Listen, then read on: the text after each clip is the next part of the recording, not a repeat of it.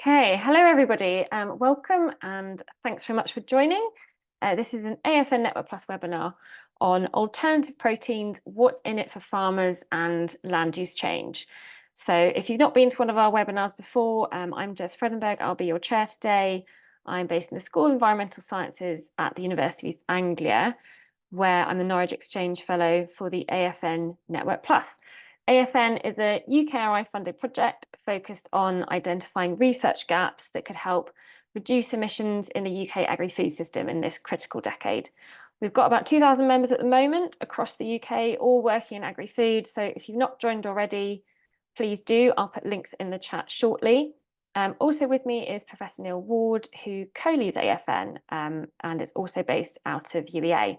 So we've got three really great speakers today. I'm really pleased with this. I think we've got a really nice mix. We've got Tom MacMillan from the Royal Agricultural University in Cirencester, Lydia Collas from Green Alliance, and Stuart Roberts, who's a farmer and you might know as formerly NFU Deputy President as well. So today's topic, so realistically, livestock production and alternative proteins are likely to sit increasingly side by side in the coming years, with alternative proteins taking greater market share than currently. We'll be hearing from Lydia in a little bit about what that might look like and the implications of how that might sort of play out in terms of land use and emissions and things. But what we want to ask today is what this sort of shift in the market might mean for farmers. Are there potential opportunities even? What are the implications for land use change, for carbon sequestration and emissions in general?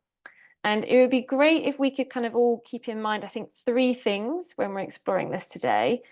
The first is just very simply the basic fact that emissions from our food system, particularly livestock, are going to have to come down, and alternative proteins may offer one tool for doing that.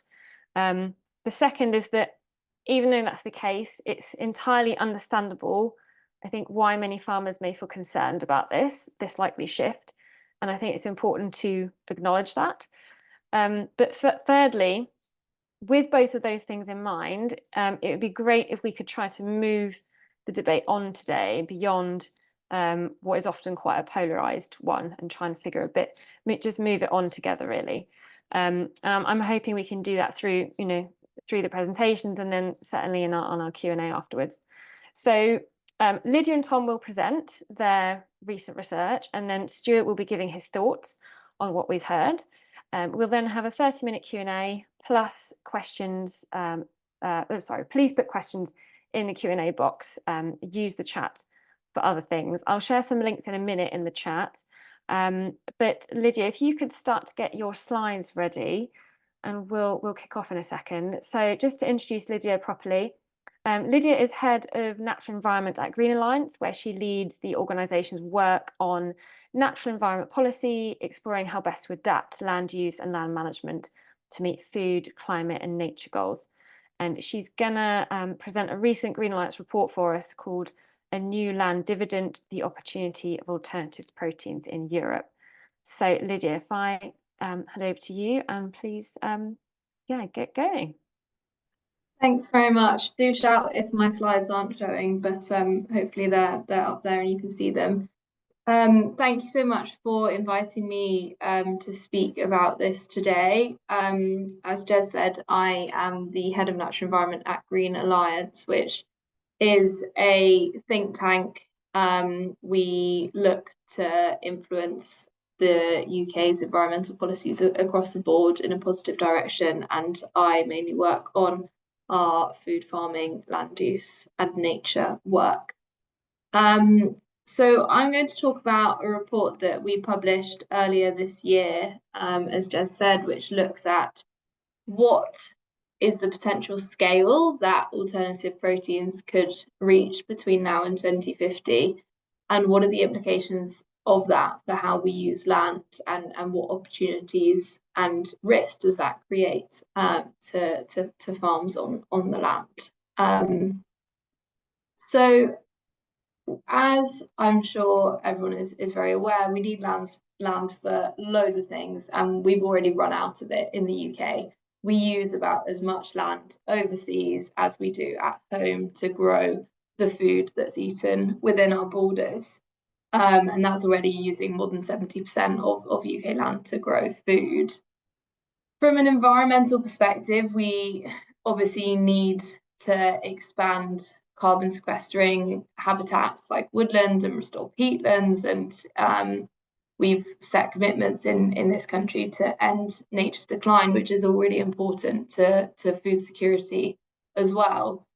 And that does take space, but we don't want to offshore more of our production, because from a global perspective, that's not helpful to addressing climate change either. So, as well as the reasons why it's important to retain lots of food production in this country for security for our rural communities because of the livelihoods that depend on it, etc. When we look at what land can be used for, there are hard trade-offs that we face. We can't use the same land to deliver everything. So land that is focused on producing food at high yields is generally delivering on that food production, but is not so good for nature and certainly doesn't remove carbon from the atmosphere. On the other end of the spectrum, semi-natural habitats like woodlands are great for taking carbon out of the atmosphere, supporting populations of wild species, but don't produce food. And then in the middle, we've got agroecological or wildlife-friendly farmland, which still produces food, maybe a bit less than when the whole landscape is dedicated to doing that. It's good for species that persist on farmed land, which is not everything, but is lots of important species. But also, although agroecological farming might have lower emissions, it generally can't be a net carbon sink, and we do need the land sector to be a carbon sink in order to get to net zero because of emissions that can't be abated elsewhere across the economy. So that's that. So I think, we certainly do embrace the idea of multifunctionality, but from that perspective of there are some trade-offs in terms of what land can do, and that's important when we're thinking about how to best use it. When we look at how land is currently used in the UK, the vast majority of farmland, this is just farmland, is used to produce livestock products. So you can see here that there's a lot of pasture, and then a lot of the arable as well is producing livestock feed. And the area that is growing food that's directly eaten by humans is a really, really low percentage. And so this is all relevant when we're thinking about what might alternative proteins mean for land use, which is what we did in this report. What I'm not showing here as well is the farmland that's used abroad for food that's eaten in the UK, of which also livestock products do dominate. Sorry, I think there's a word that's been left in the middle of that slide that looks a bit odd. But ignoring that, when we look at alternative proteins, they do need much less land than conventional livestock products. We looked at 3 different types of alternative proteins: those that are plant-based, those that are cultivated meat, and fermentation-based products.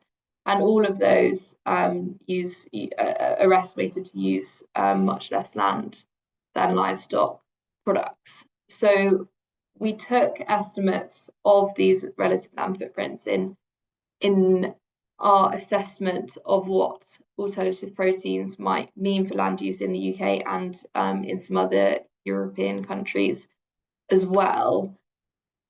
And we looked at what could the land, if we do eat more alternative proteins, then that will free up some land, and what can that be used for? And we looked at 3 things. So the first was that land could be used to bring production onshore that's currently overseas, and thereby increase our self-sufficiency and cut overseas land use. That land could be used to create carbon and nature-rich semi-natural habitats that maybe have some grazing livestock on them, but they're predominantly dedicated to delivering on those carbon and nature outcomes. And we looked at using that land to expand agroecology or wildlife-friendly farming. We assumed that farmers are key to all of those. Farmers are the deliverers of all of those things, whether it's growing things that maybe in the past were grown overseas, lots of grain, for example, expanding their wildlife-friendly farming, which means you need a bit more land in order to produce the same amount of food in that way, and also creating those habitats. So that was really important to this work. So just to set up properly what we actually did, we looked at 10 countries, including the UK, and looked at the scope for alternative proteins to allow us to increase self-sufficiency, to make space for wildlife-friendly farming, and to make space for nature restoration. I'm not really going to talk about the full suite of countries, but just flashing up which are the ones that we looked at. In terms of how much meat and dairy we think, we looked at being displaced by alternative proteins, no one knows, right? There's lots of uncertainty in terms of where the technology is going to go, and also it really does depend on the policy and regulatory environment that is created as well. So governments have a role in determining which of these scenarios we might reach. To be illustrative, we did some really contrasting scenarios. So the low intervention scenario looks at where alternative proteins displace about a sixth of meat and dairy by 2050. And that's predominantly through plant-based products and a bit of precision fermentation. So that's what those acronyms mean. Sorry to have acronyms up there. And so that scenario is assuming that cultivated meat maybe doesn't reach a point where it's cost effective, or there isn't the regulatory environment that allows it to become a big part of the marketplace. We contrasted that with a high innovation scenario where all of those things I've just said don't happen, do happen. And so in that scenario, we're looking at a much higher percentage change. It's worth saying that within that, we came to that assessment by saying, what would the scale of change be if it was mostly processed products that were replaced by alternative proteins, which is likely where we're going to see change the quickest. So where you're buying food that's got milk proteins or egg proteins in ready meals, for example, that might far more readily be switched to an alternative protein than cuts of meat, which even in this high innovation scenario, we're still imagining 90% of that comes from, sorry, that figure's not quite right, I've just picked up the wrong figure. I think it's more like 80% of things like steak we're still imagining to come from livestock products, from livestock in that high innovation scenario. So really contrasting scenarios, and we looked at what does that mean for land use. This slide shows it across all the 10 countries. So the low intervention scenario could mean that an area the size of the UK across those 10 countries, within those 10 countries, would no longer be needed for food production, and about an area the size of Ireland would be released from production overseas. The high innovation scenario is obviously much larger scale of change, and that's reflected in this graph. In terms of what that means in the UK, given that's the area. Sorry, I'll just go back. That's the area that could that we then looked at using to onshore production, to expand wildlife-friendly farming, and to expand nature and carbon sequestering habitats. So as I said before, like, we imagine farmers to be the ones doing all of those things. When we split this land equally between those three priorities, and then look at what does that mean by country scale, this is what we found. So in the UK, where currently 47% of the land that's used to grow food consumed in the UK is in the UK, so about half of that footprint is overseas today. The low intervention scenario, which is then the middle bar here, we found that in 2050, just a really small increase in that low intervention scenario could be within the UK, and that's because of population changes, which is going to increase demand for food. So we'd stay about as self-sufficient as we currently are today in terms of land use. The high innovation scenario would enable a much greater change and allow 64% of the food that is of the land that is used to produce food consumed in the country is within our borders. So yeah, you can see that high innovation scenario creating much more opportunity for change. In terms of what it means for agroecological farmland, we found, sorry, this is a bit of a silly slide that I'm using here, that you have to click on quite a lot to make it move. We found that there's space to approximately quadruple the area of agroecological farmland by 2050, whilst securing that increase in self-sufficiency under the high innovation scenario. There's still space to increase it under the low intervention scenario, but again, it's a relatively smaller scale of change. So yeah, there's a big opportunity there that's created through alternative proteins, releasing a bit of land to mean that we can farm over a slightly larger area in a more wildlife friendly way. The third thing that we looked at, and this is across all 10 European countries, was in terms of making that space for the habitats to stop nature being in decline. And we found that across those 10 countries, the land is there to meet the commitments that Europe set out, the EU set out in the nature restoration law, which yeah is not actually specific to the UK, but we'd certainly meet our nature commitments in that high innovation scenario in the UK as well. The thing that I haven't presented here that we do also look at in the report is in terms of net zero and carbon removal, and we found that alternative proteins massively reduce the dependence that we'd have on engineered forms of greenhouse gas removal, which are likely to be very expensive. So that's beneficial from a perspective of how much is it going to cost the taxpayer to get to net zero, and do look at the report if you want to look at that. So I think the three things that I wanted to pull out in terms of where we want to go from here, I think it's important to work with farmers to understand the risks and opportunities to their businesses from alternative proteins and how policy can minimise the risks and maximise the opportunities. I think what this really shows is that, yeah, there could be big changes in terms of what we need to use land for.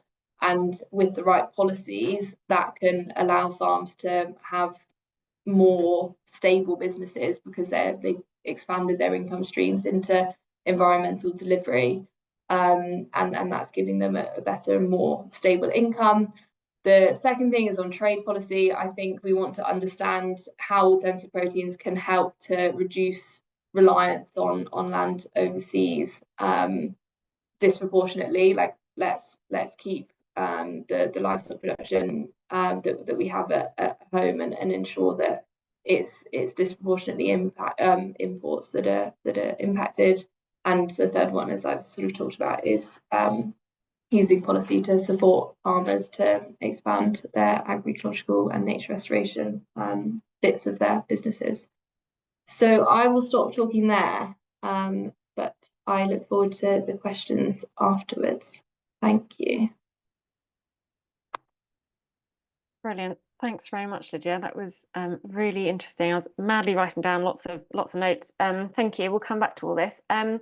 So Tom, next presentation. So Tom MacMillan is the Elizabeth Creak Chair in Rural Policy and Strategy at the Royal Agricultural University in Cirencester, and a founding director of the Centre for Effective Innovation in Agriculture, and also Deputy Director of the National Innovation Centre for Rural Enterprise.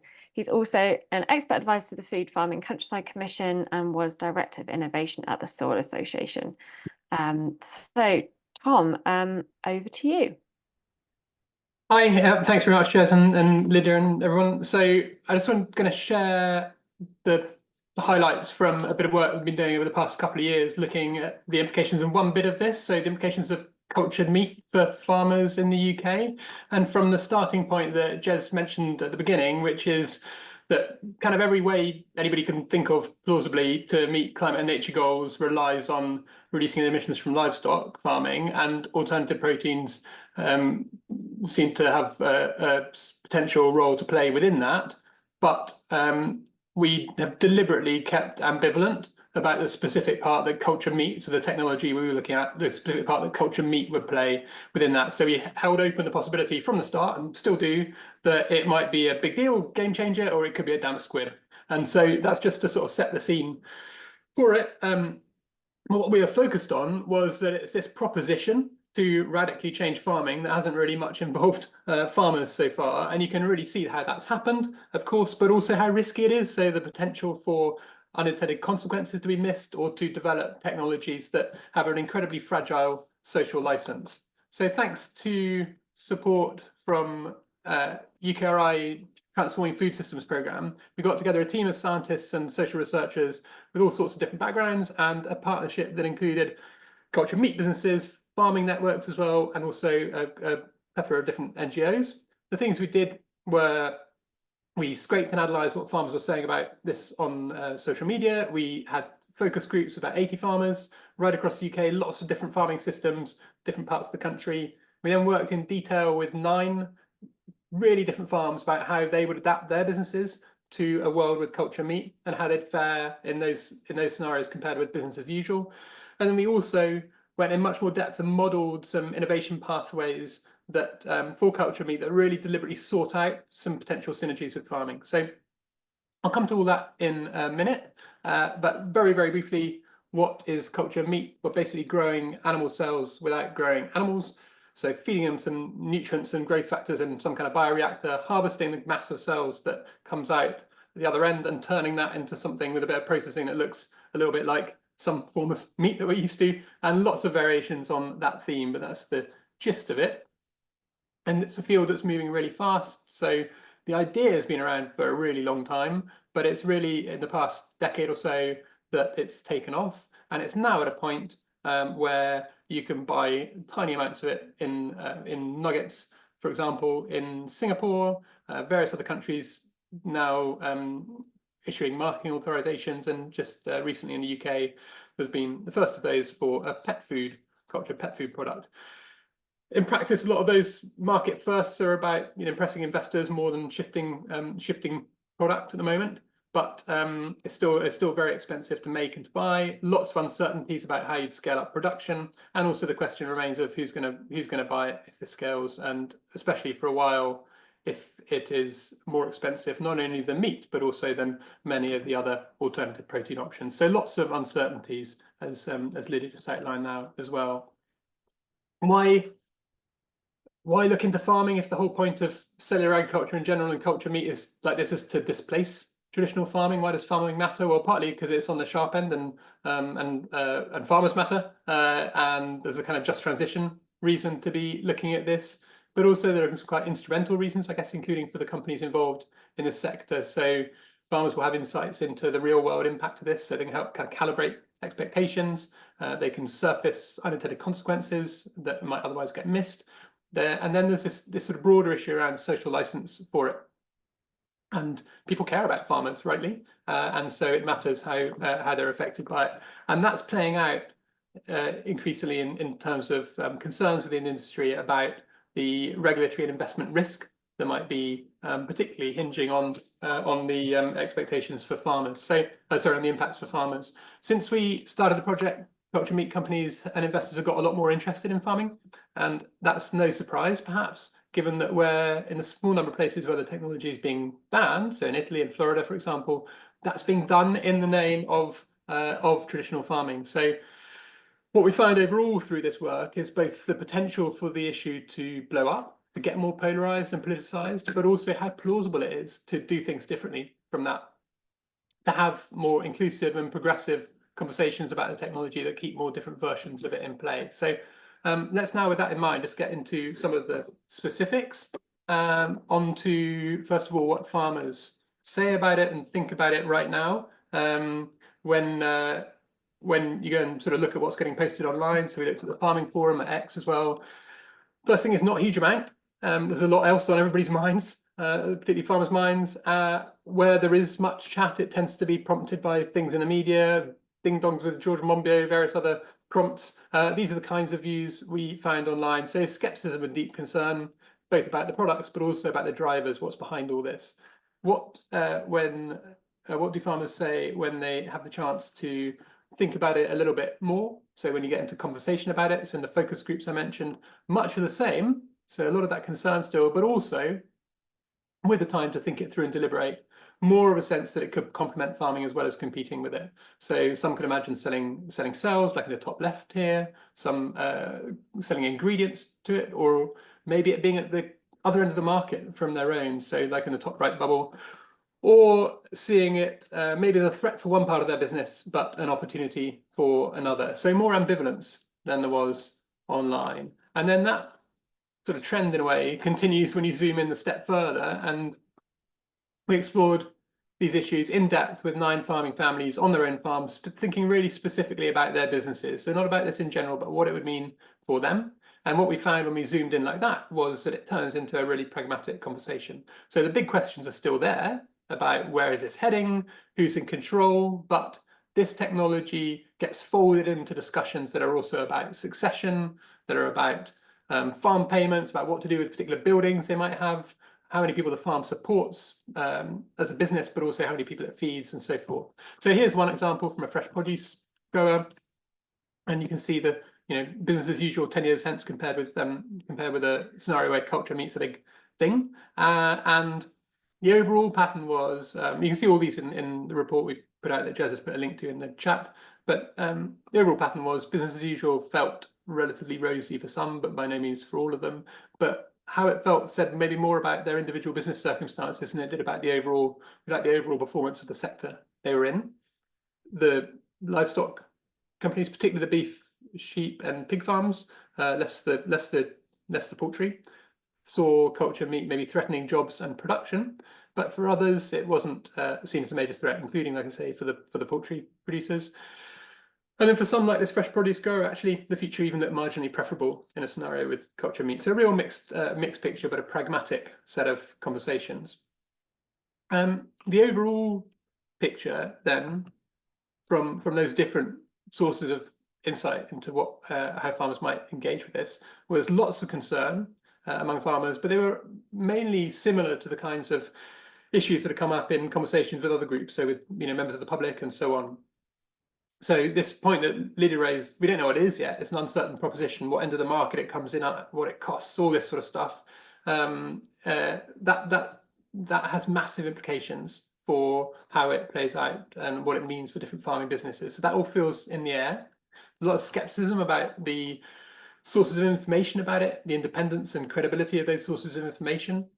Concern about whether the assumptions that were being made were realistic, including about practical things like supply chains and so on. So were unrealistic assumptions about a future possible production system being compared perhaps unduly favorably with like real world data on the actual performance of livestock production now.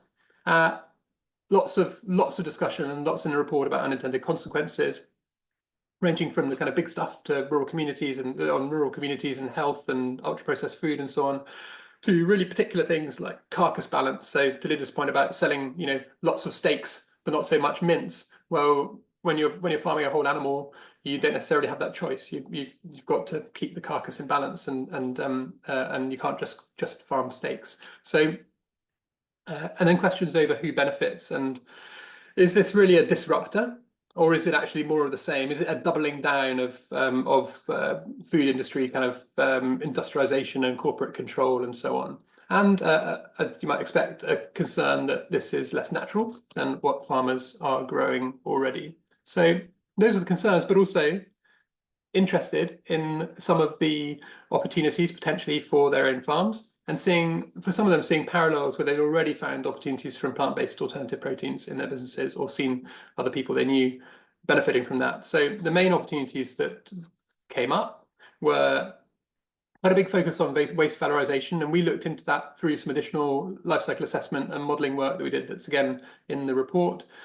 We looked not only into plant-based byproducts at the moment, like rapeseed meal, but also into some animal byproducts, which is quite a sort of novel thing to delve into on that front, and we can talk more about that in the conversation afterwards if you like. So there's interest in that. There's also interested in just producing ingredients, either raw materials for the cell growth media or cells themselves, or whatever it might be, but commercial opportunities for ingredient supply. They're interested in innovative supply chain relationships and sort of starting afresh. So in a way, saying to this industry, look, you say you're a disruptor, behave disruptively, do something different in terms of the contracts you have with us, those types of things. You know, put your money where your mouth is if you're wanting to do something afresh here. There was an interest in on-farm production from a few of the folk involved, particularly when they had lots of energy available, renewable energy, and lots of buildings, and you know, not naive about it, so aware of the challenges. We did some analysis of that and found about 30% kind of productivity penalty from producing at a small scale compared to producing in a big centralized factory somewhere. That in a way makes it seem possibly a surmountable barrier, something where it's maybe realistic to pursue on-farm production at that kind of smaller scale. And then for a lot of them, they weren't interested in getting involved in it, but they thought maybe it could sharpen their competitive edge. So if they're doing, you know, pasture-fed livestock or conservation grazing or whatever, some of those agroecological systems, maybe actually the more industrialized and the less natural the alternatives look, maybe the better value they can get for their own products. So those are some of the opportunities people saw. Just to end up, our take on it was that the concerns about the impact on farming could get blown up into something of a culture war, like Lydia said, and not only would that hinder culture meat companies, of course, but and probably dampen the appetite for alternative proteins more widely, but also that kind of all or nothing approach, that kind of polarization, probably wouldn't serve farmers very well either. There are bigger challenges and drivers facing their businesses, and being in the conversation and shaping this technology is probably worth more than closing it down. So we've suggested a few steps that could help sort of de-escalate it, I guess. So first was for the culture meat industry to start, and its advocates to start talking differently, so to stop over-promising, stop oversimplifying farming. And the report includes some pointers on that are already being taken up a little bit, which is great. Also to explore some of those potential synergies in practice through innovation projects with farmers, particularly on the waste valorization. So we're helping a few folk we encountered through this project pursue those areas of mutual interest. A few more farmers were interested, and we managed to sort of link up with relevant researchers and companies in this space yet. So we're thinking of producing a little platform that helps do some of that matchmaking. And then finally, we've been helping some of the initiatives that are already in train to develop ESG, so environmental, sustainable, social and governance criteria for investors, to help make sure that the companies in the sector are including farmers effectively in that work. So that's all from me for now. Thanks very much. Brilliant. Thanks, Tom. Whistle stop tour, but really interesting. I'm going to pass over to Stuart in a second, who's going to give his thoughts, just to have a little bit of an introduction. So Stuart Roberts is a beef and arable farmer in Hertfordshire. He's formerly the NFU Vice and Deputy President, and before that he had a long career at senior level in the meat processing sector. So he really knows a lot about this whole this whole sector, really. So he's also worked for DEFRA and the Food Standards Agency, and he recently stood as Lib Dem candidate and has been at the forefront of rewriting the Lib Dem agricultural policy. So Stuart, over to you. What are your thoughts on those two presentations? There's quite a lot to take in, but give us what you think. And I think I said to you earlier, I think everyone would be interested to know, what are your thoughts as a farmer yourself, beef and arable farmer yourself, but also knowing what you do, having spoken to, spent a long time in the meat processing sector, but also speaking to lots of farmers around the country with your NFU hat on? Thank you, Jez. My first initial thought is, with an introduction like that, I can't possibly live up to the billing that you have set me for. But actually, I think I'm going to pick a few things out that I thought were really interesting, but also pick out maybe a few thoughts of my own. And I am very much going to approach this in I think Tom mentioned, in a spirit of pragmatism, and you will know, Jez, a number of people who've heard me say before, my big hatred in the world at the moment is division and polarization, and seeing the world as this binary place where either you've got to be a massive carnivore or you've got to be a ruthless vegan. You can't actually be anywhere in between those two places. The reality is most of us do inhabit that place. And I suppose for me, first of all, I don't like the word alternative protein. Particularly with some of them. I have grown non-meat proteins on my farm for the entire existence I've been on my farm. They're called peas and beans. They are perfectly acceptable protein sources for a human diet or for any other diet. So I think the first thing to say is farmers grow lots of different proteins. Now, I know that is slightly different when we get into some of Tom's cultured bit. And I think to some extent, just by calling them alternative proteins, we've added to that polarization. I can do a fantastic sales pitch on UK livestock farming. I can talk about the fact it has a global carbon footprint 50% lower than the global average and all the rest of it. And that's not what I'm going to do, because people will have heard that time and again. What I do see, and I think Lydia really articulated this well, is we are faced at the minute with a world where we have a very finite resource, which is land. Unfortunately, they've stopped making it. And the reality is that land is required for multiple uses. But I don't think there's anything new in that. We've always used land for food, okay? But I was having a look at some records. I was involved the other day in a debate about whether we should be using land for energy or for food, right? And lots of people on this call will have been involved in this discussion around, we need to stop putting PV on land, we need to use land for food, we shouldn't be using it for energy. The reality is there's nothing new in this debate. 100 years ago on my farm, a third of my farmland was being used for energy. Now, the reality is it wasn't PV, it wasn't wind farms, it was called oats. Because if I didn't grow oats on a third of my farm, I couldn't have fed the horse that enabled me to then produce food on the other 2/3. So this land debate is not new. But what it is, I think it's coming into sharper focus because, again, as Lydia said, land is one of the only things can solve some of the big problems for society. When it comes to carbon sequestration, I get really excited in terms of my farm because actually I am in an industry that not only creates emissions, and I would say emissions for a part of human activity in terms of preserving life, there will always be emissions from a food system, okay, and we need to accept that. But also I have an ability to deal with those emissions, but also, as Lydia said, deal with those emissions for other sectors of the economy who have no ability to do it themselves. So I actually get very excited about the future. I think some of the other immediate sort of benefits, and you asked me to look at sort of opportunities and benefits. The first one I want to pull out, and I had written very large on a piece of paper in front of me, supply chains. And it was really interesting that Tom pulled this. I was half hoping Tom wasn't going to mention supply chains, and then I could be really clever and say everyone's missed the word supply chains. One of the big problems we've got in the food side of farming, if you like, is the fact that we have massively damaged and massively imbalanced supply chains. And I think actually if we were to reinvent supply chains, whether that be for carbon, whether that be for nature, or whether that be for, and I'll use the word alternative proteins because that's what we're talking about on this call, but I've already made my point about that.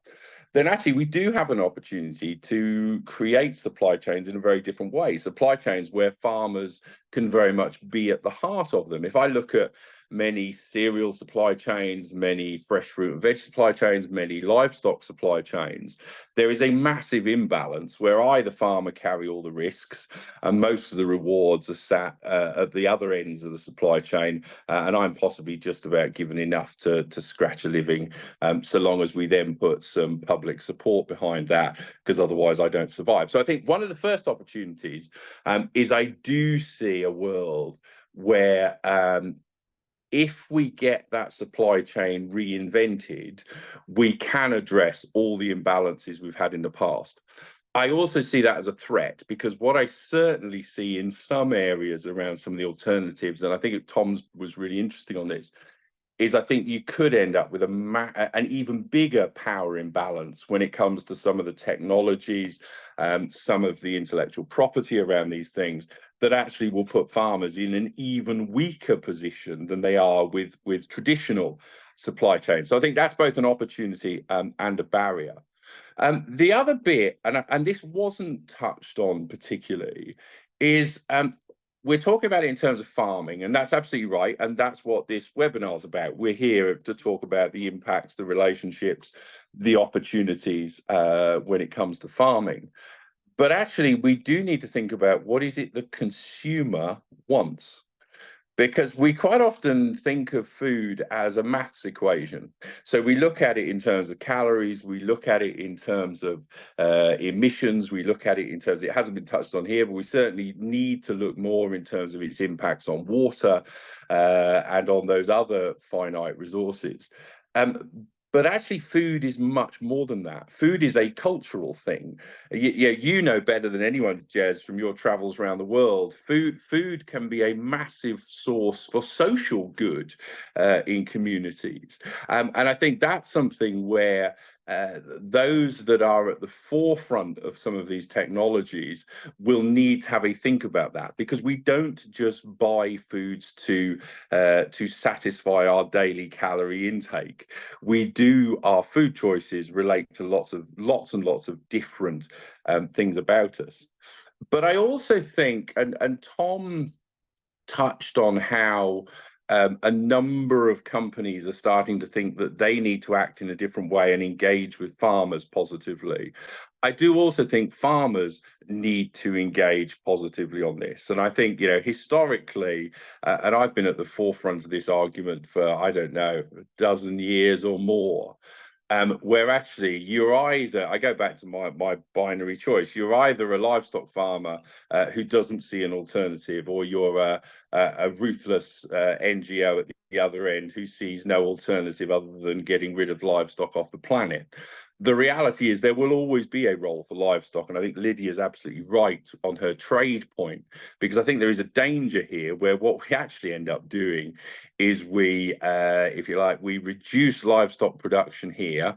We don't do anything in terms of consumption. We offshore to places elsewhere in the world where actually the total emissions are greater than we produced here in the first place, and we take a massive economic hit.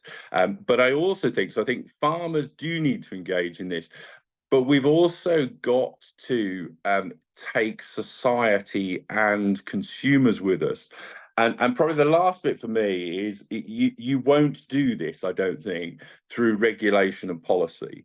The key will be about the economics. So, yeah, why was a third of my farm used to grow energy 100 years ago? It's because I couldn't make an economic output off the other 2/3 without doing that.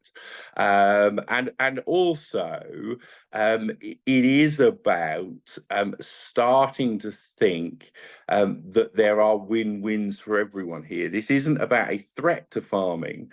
And I did a speech 2 years ago, I can't remember, there may be one or two people who were in the audience, where I said the big thing we need to do is we need to actually redefine what is a farmer. So historically, and I've done it, the definition of a farmer is somebody who feeds an urbanized population that can't feed themselves. Well, actually, if you take, all of the uses we have for land now, all of the needs we have for land, then actually we need to be much better at talking about us as land managers and delivering against all of those things, not just feeding ourselves. So look, there's a few thoughts, and I think, but for some of this, as I say, I have been producing alternative proteins, and I'm not sure whether I can say real proteins, but the reality is I have been producing plant-based proteins and animal-based proteins on my farm for a very, very long time. And I, like many farmers, see myself as continuing to do that. It may be in a different balance. They may be different ingredients. They may use different things. But I certainly see it as a very mixed economy going forward. Brilliant. Thanks, Stuart. That was great.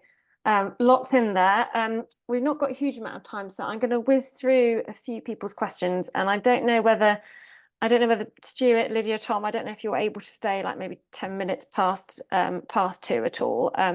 Obviously say if you can't, but I'm just going to go to picking up on what Stuart was just saying about economics and the importance of that. There's a question here from James Osden, sorry if I'm pronouncing that wrong, to Tom.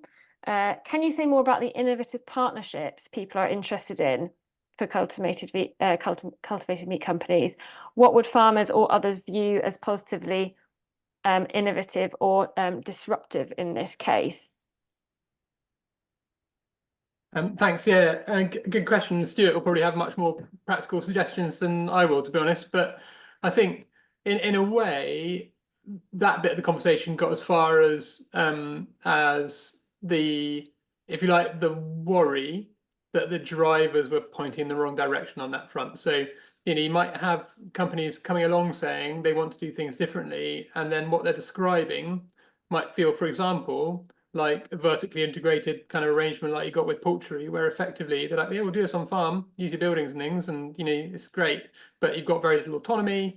And even if the initial deal is on favourable terms, then actually, that company gets bought, or the leadership changes. There's very little sort of security in that arrangement persisting differently. So, just in terms of what the financial reward is, but also about autonomy and, and so on. So it really, a bit like the wider conversations about a lot of emerging technologies that you might have with, with citizen groups or whatever it might be with anybody, a lot of it comes back to these questions of, sort of power, these directional questions about power and control and ownership. And, Stuart, to your point, that you can't look to regulation to sort this out. There are those things which you, again, have worked on for yonks, in terms of how the market operates and what gives shape to our supply chains and the rules of the game, that really matter for these emerging sectors as well, particularly when, as in Lydia's kind of contrasting innovation scenarios, one of the big factors in those contrasting innovation scenarios is the regulatory environment and the public investment that goes into them. So they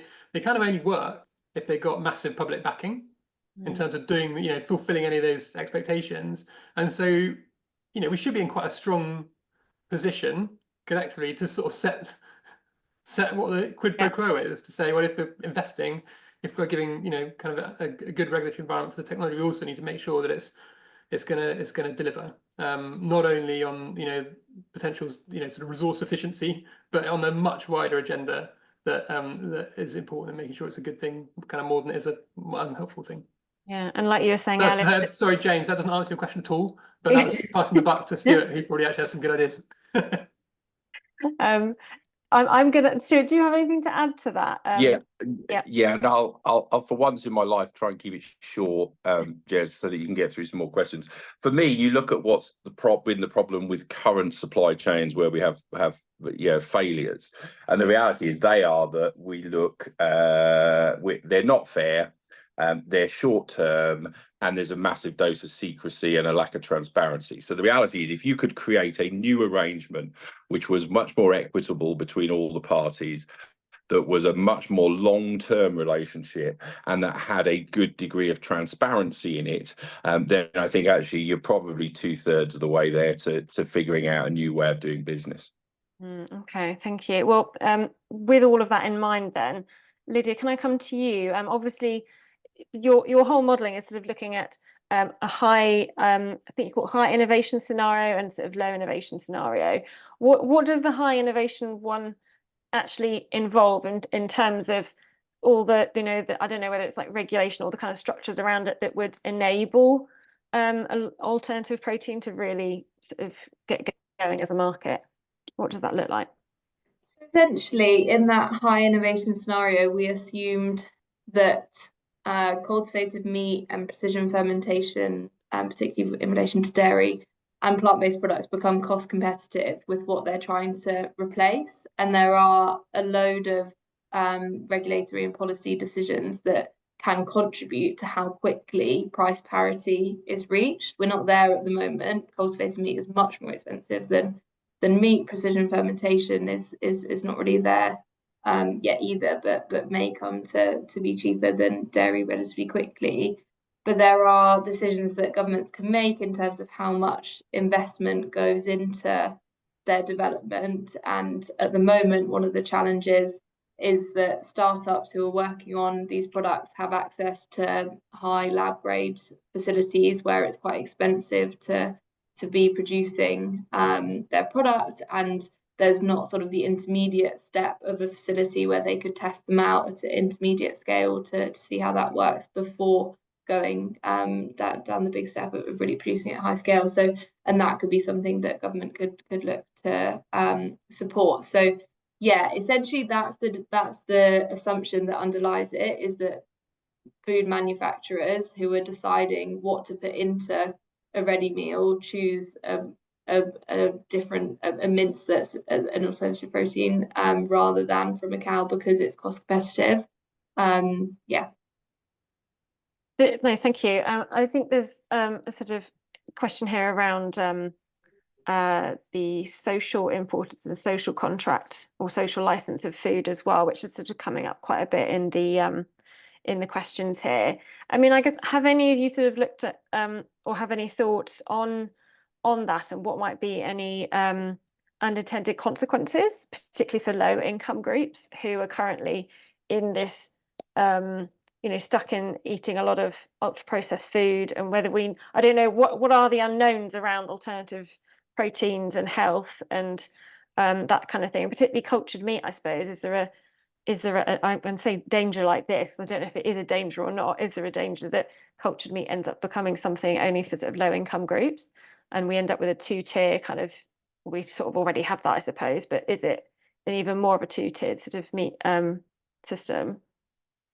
I come in on that quickly. Yeah. And we didn't specifically model that, but it came up quite a bit in the conversations with farmers and the wider discussions about cultured meat, because so by social license we meant almost sort of public consent. So it's just quite a sort of, is it strong or weak, and then that affects all the operating environment for regulators and so on as well, and for the companies directly and things. But the implications, like whether it's regressive or not, and how it affects groups like farmers and things, those all play in to whether people feel something's okay or not okay, basically, in general. And I think it's really interesting. A lot of the conversations go in exactly that kind of arc that you just said there, which is, oh, look, maybe this could complement, a bit like Stuart described, side by side, and the technology that complement meat production, and you've got this, contraction and convergence, and then this thing takes some space, a bit like in Lydia's models, and then you pretty much end up going, okay, so if this is, so then who's eating like the cheap stuff and who's eating the expensive, like what and so you end up going, do you end up with a two-tier food system? And as you say, then the next step is, well, kind of maybe we've got a very kind of steep gradient in food accessibility and health and eating habits and dietary outcomes at the moment already. So it's not a new thing, but the question is whether it's a furthering exacerbation, kind of further push in that direction. And I think that is a real risk, and it's quite a hard one to mitigate for. But then also the value proposition and the market proposition for any of these things, as Lydia says, is also completely up in the air. So it might be that for a few years this stuff's really expensive.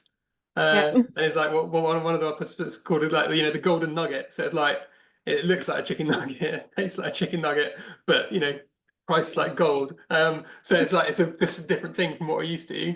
But then is that a phase, and it ends up being actually higher quality and lower cost and so on than it is at the minute. So it's, I think, really hard to know how it would actually play out in practice on that sort of food security and affordability and sort of food justice side of things.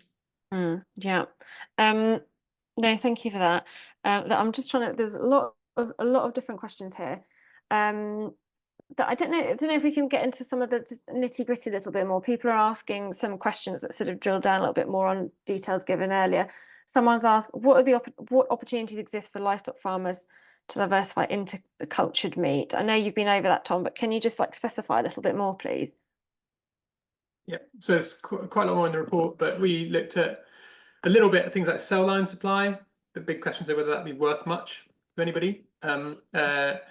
Look particularly at so growth media, so the stuff that the cells get grown in is made of other things. At the minute, that's brought a huge expense from pharmaceutical suppliers, but it's made potentially from things you can source agriculturally.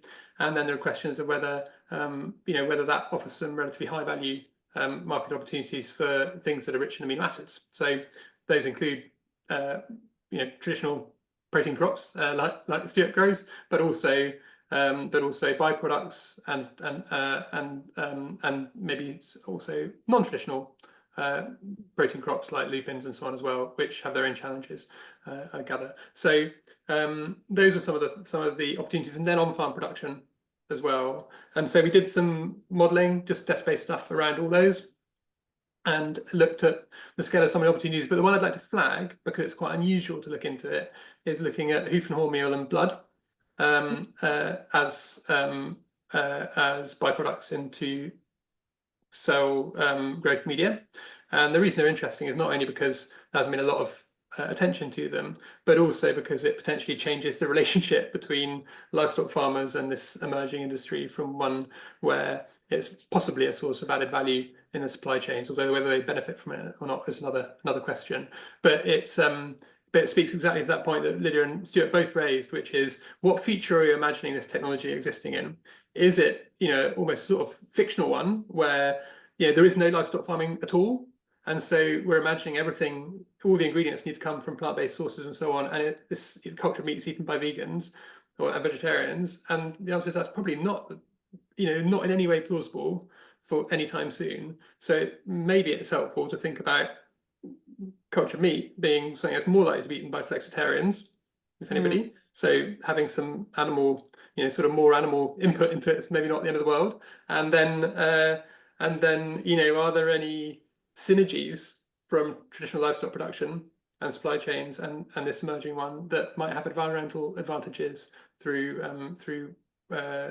waste valorization and so forth? So looking at those kind of technical questions also starts maybe to build some of those bridges that, again, Stuart was talking about in terms of sort of de-escalating the conversation, exploring the sort of messy middle ground of it, rather than assuming that people fall into kind of opposing camps and interest groups around this. Yeah, I think there are also some big health questions sort of that I mean, just looking at, I think it's something I sent to you guys earlier this week. There is some data out suggesting that when looking at alternative protein markets, like existing ones, those that are products that are more kind of natural, just like plain tofu, for example, are doing really, really well. But those that are much more processed, people are starting to sort of not be so excited about those, and their sales are actually dropping. So there's an interesting thing there around if alternative proteins are meant to be more being sold as this like healthier, more sustainable alternative, it's not going to work if they're actually probably ultra processed and people are not really interested in them. Stuart, I wanted to come back to you and something you said earlier about how farmers see themselves. I think this is a really important point, actually. You sort of talked about how farmers have always been many things, but probably farmers are going to have to start thinking of themselves a little bit differently, maybe, if they're going to make use of all these different opportunities. I wonder if you could say a bit more about that and how open you think most farmers are to that idea of rethinking what they think of as a farmer. So this is something I think I used platform at the Oxford Farming conference last year on this, which was basically trying to redefine farmers. It fell a bit flat because obviously I didn't put it across right.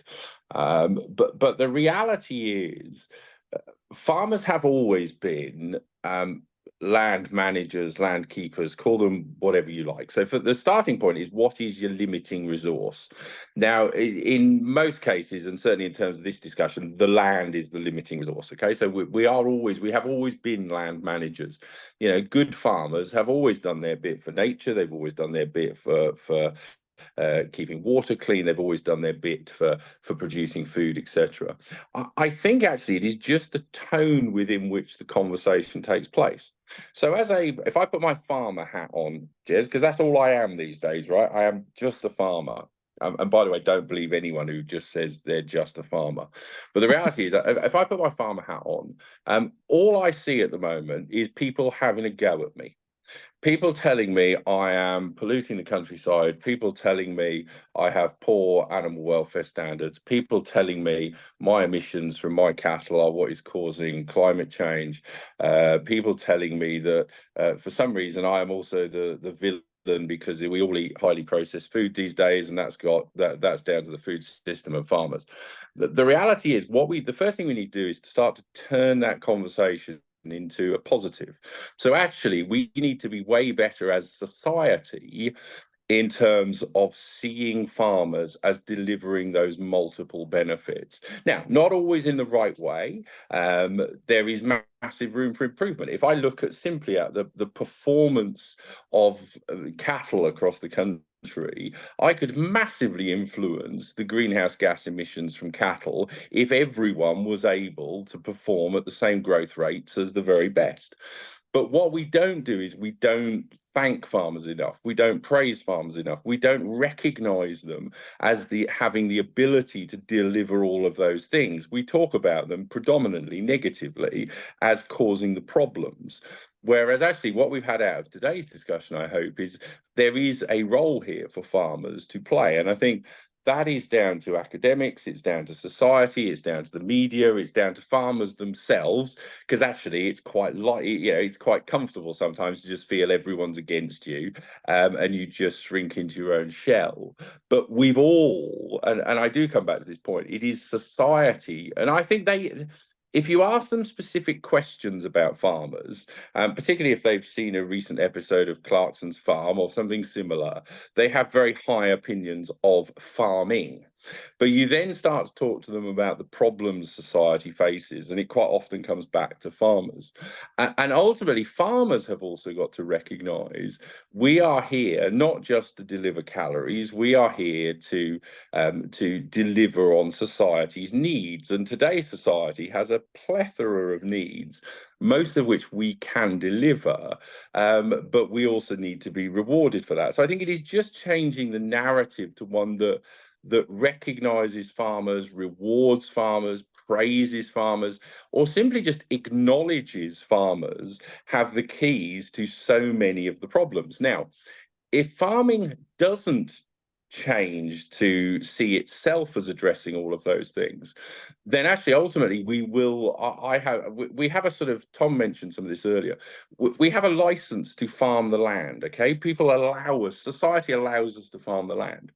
And if we can be better at talking about how we're doing that in a way that reflects today's society's values, which isn't just about food, it isn't just about energy, it isn't just about water, it isn't just about improving nature, it's about all of those things, then actually we will retain our license to farm the land, and that's absolutely right.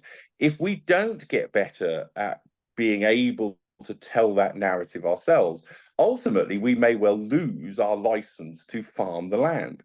And so therefore we've got to be better at talking positively about ourselves, but the world has got to be better at recognizing farmers are able to deliver multiple benefits, not just produce food and see the world through the lens of food. Thank you. I think we're going to have to leave it there, but thank you all so much. That was really interesting. I'm sorry we've not got time to. There are lots more questions. what I will try to do is write some of this up, and perhaps if there are any other big questions, then I can put them back to our panelists and send that round. But yeah, thank you, Lydia, Tom, and Stuart. That was super interesting, and it's definitely a growing area, isn't it? So we'll be all looking into this a lot more. This is obviously being recorded, so I'll put the video out online in a few days and email it round. Please take 3 minutes to rate this webinar. AFN funding is due to run out at the end of next year. That was always the plan. So this would really help us make a case for continuing in some way. I will put the link in the chat shortly. Our next webinar will be in mid-October, so look out for that email soon. And do check out, we've got a new website with a resource hub full of all the back catalogue of webinars, plus briefings, digests, and a library of kind of essential reports and papers on the food system and climate change. So yeah, thank you everybody. I will put the links in here soon, and please fill out the survey as well. So thanks Lydia, thanks Tom, thanks Stuart, and see everybody soon.